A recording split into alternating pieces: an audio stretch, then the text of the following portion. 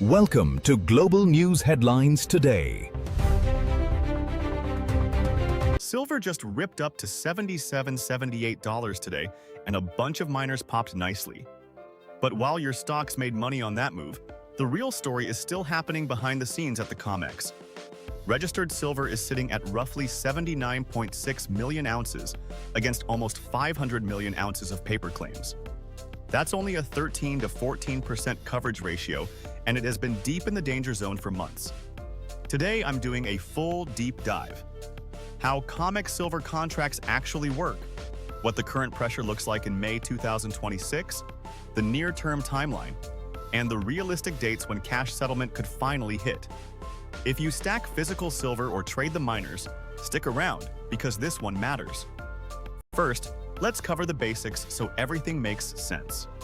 One standard Comex silver contract controls 5,000 troy ounces of 999 fine silver.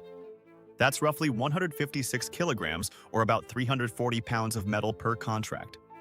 The main trading months are March, May, July, September, and December. Delivery can technically happen any business day during the delivery month, but the action really heats up on first notice day. That's the day when traders who are long can get assigned actual physical silver if they don't roll or close their position. Here's the key point most people miss. Historically, 97 to 99% of these contracts never result in physical delivery. They get rolled or cash settled. But lately that pattern has been breaking down, and that's why the pressure is building. Now let's talk about the two buckets of silver inside the Comex vaults. Registered silver is the stuff that is immediately available for delivery. That's the number everyone watches. Eligible silver is metal sitting in the same vaults, but the owners have not yet signed the paperwork to make it deliverable. Right now, total silver in the vaults is around 312 to 315 million ounces, but only the registered portion can actually ship out without extra steps. As of May 6, 2026, registered silver is sitting right around 79.6 million ounces. It dropped another 0.9% just yesterday, and we've been losing hundreds of thousands to millions of ounces almost every week. Open interest is still near 96,000 to 101,000 contracts. That equals roughly 480 to 505 million paper ounces. So for every 100 paper ounces claimed, there are only about 13 or 14 real ounces ready to go. That 13 to 14% coverage ratio has been flashing red for over 6 months now. We saw what this tightness can do back in January 2026, when over 33 million ounces were pulled in a single week. That was 26% of the entire deliverable supply gone in just 7 days. Eligible metal is also draining because a lot of owners are refusing to convert it to registered.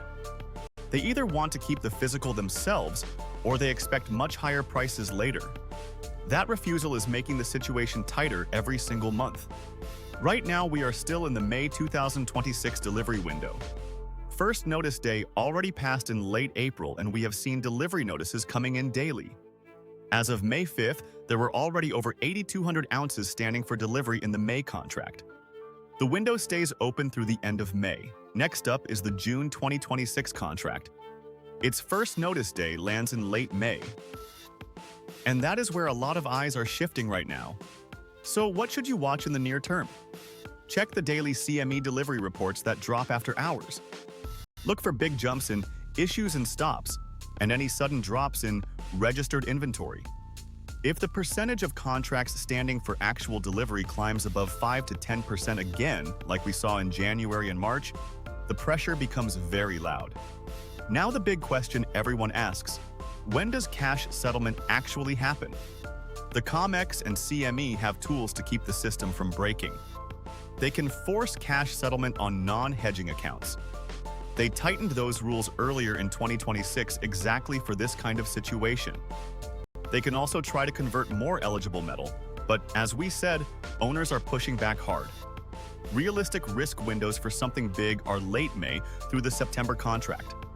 If multiple large players decide to stand for physical metal at the same time, the system could flip to heavy cash settlement mode sometime in 2026.